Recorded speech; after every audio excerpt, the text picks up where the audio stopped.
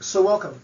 I want to show here the principles of agonism and antagonism based on this figure that I used previously. So here's my receptor, and here it's its active binding site. An endogenous molecule, and this could be any molecule the body makes, endogenous, made in the body, histamine, acetylcholine, epinephrine, insulin, whatever, will bind to its unique active binding site. And that binding is kind of a lock and key binding. And what happens when this ligand binds to the receptor is, first of all, you have, so this is a reversible bond, you have a ligand receptor complex. Now that complex, that binding makes the receptor do a conformational change. So in this case, let's use this here is my endogenous ligand. It is interacting non-covalently using weaker bonds, but they're still reversible. They don't need an enzyme to break that bond. That's what I mean. If it is covalent, you need an enzyme to break the bond. But these are all like, van der Waals interactions, hydrogen bond interactions, and here's an ionic interaction. So it's not a permanent covalent bond, okay? But the conformational change opens this gate. So this gate is open, and again, talking about the endogenous molecule now, let's just assume that 3 molecules of, or 3 atoms of calcium come into the cell, okay? So we'll say, of course, this endogenous ligand is also an agonist, but we will reserve that term agonist for exogenously administered drug substances. And so when we use a drug like this, which is we call an agonist, that binds the same sites, it interacts with the van der Waals, it interacts with the hydrogen bond in almost exactly the same positions, and it is also able to form this hydrogen bond interaction and causes a calcium, the gates to open and calcium to come in. Again, 1, 2, 3. So 3 calcium ions comes into the cell. Now, this is exactly how much the endogenous ligand could take in. So if we consider the endogenous ligand as 100%, this exogenously administered drug can be considered to be a full agonist because it can activate that same receptor to the full extent of the endogenous receptor, even though it is administered exogenously. It's taken, like it's a drug you take in, it's a synthetic drug. Okay. So what we've just shown here is a full agonist. What does that mean? So let's say we draw I'm going to draw it at the bottom here, it's a little small, but it draws my point. We do a dose response curve. And this is for the, for this, let's just say this is the endogenous drug, okay? So as you give, let's say we'll call this, we'll do a semi-log scale. So this is 1, this is 10, this is 100, this is 1000. And so as you give more and more doses, you will cause one more effect. So you get to a maximum that you cannot exceed that. So let's say that's 100% of the response possible. So if this is the endogenous ligand, well, the agonist can also do the same thing, okay? And by do the same thing, I mean that it can be, so let's say this is the agonist. We do the same thing. It can reach maximal efficacy as well. It can be that to the right, or it can be this to the left. So again, I haven't said which one, but if it moves to if it makes the curve shift to the left, you call that, you see that that particular exogenous molecule is more potent, okay? Is more potent than the endogenous ligand. If it shifts to the right, as is the case here, if it shifts to the right here, this curve shifts to the right, then we say it is less potent. And that just means if I was to calculate the dose that caused 50% of the maximal possible effect, so if this is 100%, then 50% is somewhere around here. If I draw a line and I interpolate here, so I would achieve the 50% effect with a dose of 1 unit dose with the green agonist, exogenous agonist. I will achieve it at, I want to say like 8 units of dose with the endogenous ligand, and I would even achieve it at maybe like 70. Just going to write 70 here. 70 units of dose for the, in the blue agonist. So we'll say the blue one is the least potent. But note, they all can reach maximum efficacy. All you have to do is give more drug, and you can reach maximum efficacy. So they are all what? Full agonists. Okay.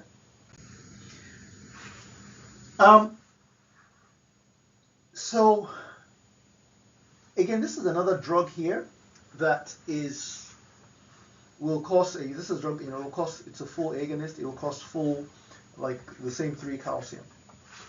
Okay. So this,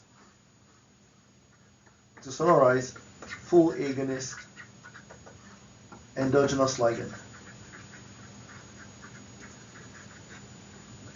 By the way, let me state this. The body doesn't make antagonists. So all endogenous ligands are agonists. Okay? Now, that it's an agonist doesn't mean it makes things stronger, faster all the time. Some agonists will make things slower, naturally. So if a GABA receptor is bound by GABA, it makes you feel sleepy. If the muscarinic receptors on your heart is bound by acetylcholine, it makes your heart slow down. But if acetylcholine binds another type of muscarinic receptor in your gut around lunchtime, it makes your gut stomach move stronger and faster, and you have a growl. So in all cases, acetylcholine is an agonist of the receptor. It's just that the actual effect differs. Okay? So let's move along here. So again, this here is our endogenous ligand. It's a full agonist, 3 calcium. And another way to describe it is the drug has, it's a full agonist. We can also say it has maximum intrinsic activity.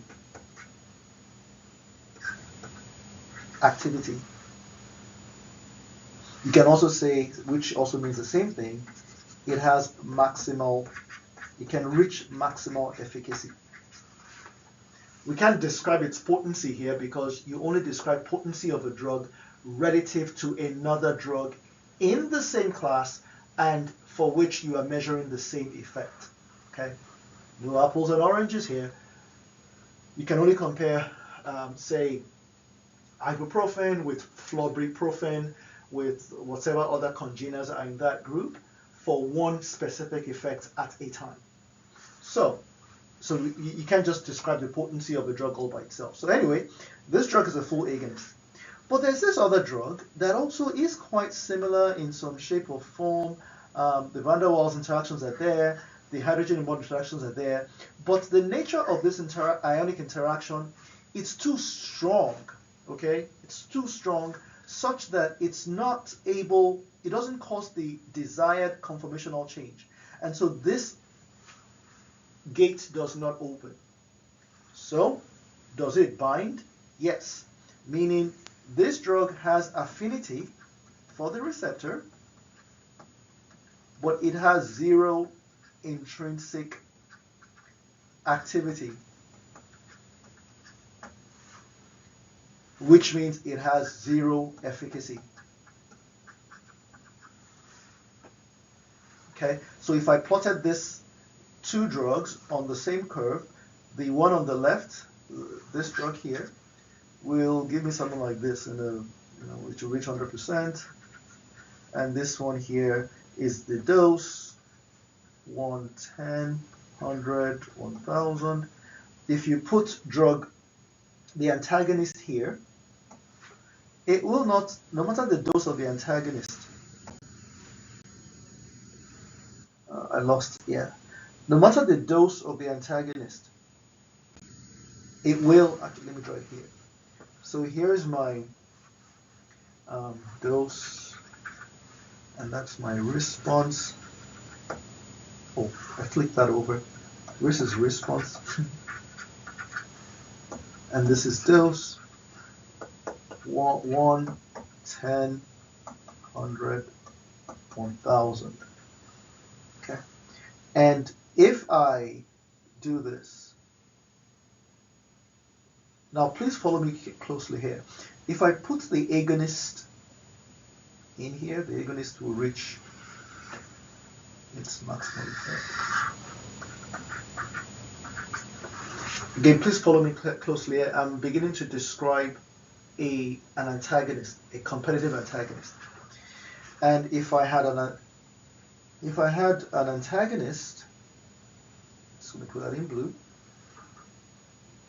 So that antagonist, no matter the dose of the antagonist alone, by the way, this is the antagonist alone, it will have no effect. Why? It's an antagonist. It's not going to activate the receptor. Now, this top line here, this is the agonist alone. Now, so let's give this a name for our purposes, morphine, and this is Narcan.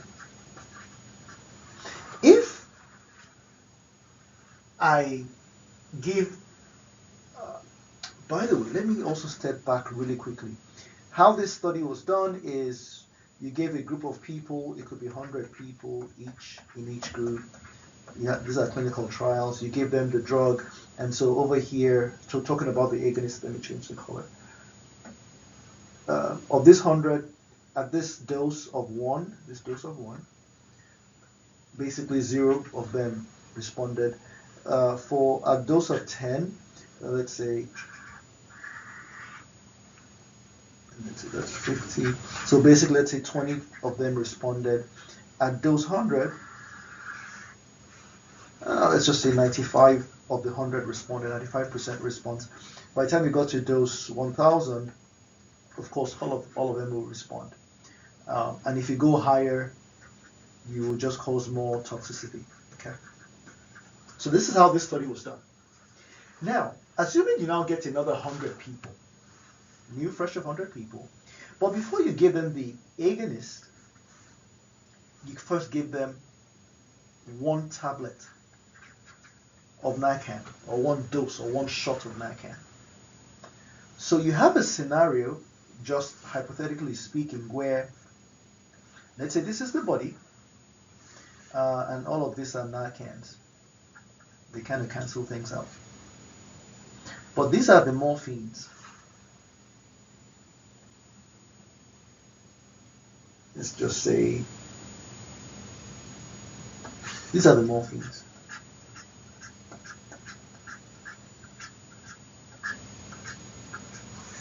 And all of these guys are competing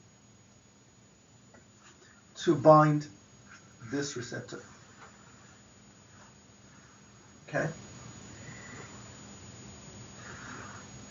So depending on the amount of the morphine, there's going to be a competition. Amount of Narcan, there's going to be a competition. So let's say I now repeat the same experiment where, again, another 100 people, a separate 100 people now, but they have taken 1 dose of Narcan. So what's going to happen is, again, every single one of this 100 took 1 dose of Narcan, 1 dose of Narcan, 1 dose of Narcan, 1 dose of Narcan. Now, if you give the same dose of morphine now, okay, which is 1 here. You gave 1 unit of morphine to these guys that have had 1 dose of Narcan. None of them will still respond because it didn't even respond when it was just morphine alone. But then if you gave 10 units of dose here, guess what? In this case, we said 20 people responded. Well, 20 people may not respond, but let's say 5 people respond. So you're here. And then for this group that had even more, group of 100 that had even more morphine, that's 100 units of morphine dose, and it still had 1 unit of Narcan dose before the morphine. Well, in this case, 95% of them responded without Narcan. So what can happen is, because the dose is really high, and you had a Narcan, there's only 1 dose of Narcan. Let's just say 20 of them responded. Okay, so 20 of these guys responded at this. So this is 20. This one we said was 5. And then by the time you got to 1,000, so when you got to 1,000 dose here, all of them responded, certainly. But guess what? When you combine Narcan, maybe now 90% of them responded. Not yet all 100%. And then maybe when you go to 10,000 dose, all of them will now respond, even in the presence of Narcan. So what you have done here is you have shown what is called competitive antagonism, because morphine can still reach maximal efficacy, is still maintained. You can still reach maximal efficacy. You just need a higher dose. What does that mean? It's to further show that, if I draw a line at the ED50 point, so this one here, we said the ED50 here is somewhere like 20, 20 units of dose. But by the time you combine with 1 dose of Narcan, you can still, at the ED50 now, is still, you can reach it, but you'd have to do it at like 200 dose. Okay? So here you did it at 20, here you did it at 200. So there's a right shift of that curve. That is a competitive antagonism. It is based on this competition. And the more of the grains you have, the more eventually you will be able to reach maximal efficacy. Okay? Of course, you're not going to try this, but if somebody overdoses on morphine and you give them Narcan and they wake up and they're like, I need my morphine. If they take enough morphine again, they will get high again. Okay, so it's a competition. One more thing to add: part of the reason that Narcan is able to really outcompete morphine is because the affinity. Hear me clearly. The affinity for the receptor is so much higher that it binds longer to the receptor and prevents the morphine from binding. But does Narcan have any intrinsic activity? Talking about Narcan. No,